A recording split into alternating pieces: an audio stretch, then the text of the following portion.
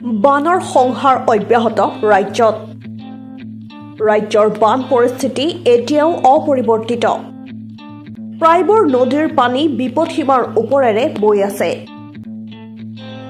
অসমত ২৬খন জিলা বানৰ কবলত পৰিছে সেই জিলাকেইখন হ'ল বজালী বৰপেটা বিশ্বনাথ কাছাৰ চিৰাং দৰং ধেমাজি ধুবুৰী ডিব্ৰুগড় ডিমা হাছাও গোৱালপাৰা গোলাঘাট হাইলাকান্দি হোজাই কামৰূপ মহানগৰ কৰিমগঞ্জ লখিমপুৰ মাজুলী মৰিগাঁও শোণিতপুৰ তামুলপুৰ তিনিচুকীয়া আৰু ওদালগুৰি বানত বিধ্বস্ত হৈছে গহপুৰ আৰু গোগামুখ বিশ্বনাথত 4টা লখিমপুৰত এটা মথাউৰি ভাগিছে বানে হেলেমৰ ব্ৰহ্মজান মথাউৰি বানে উটুৱাই নিছে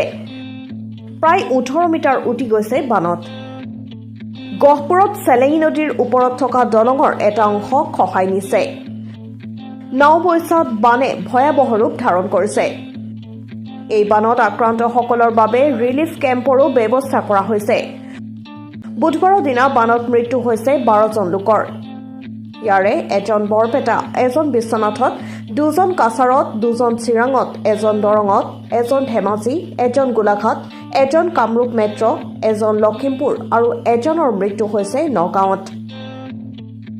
কামপুৰত মৃত্যু হোৱাজনৰ ভূমিস্খলনত মৃত্যু হৈছে ৰাজ্যত মুঠ 3,80,729টা পশুধন বানৰ কবলত পৰিছে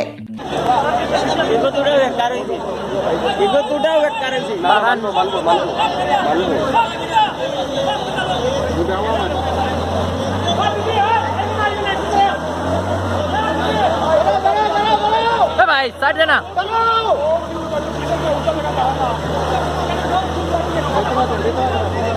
रिक्शा से रिक्शा से ये चला रही हो देखो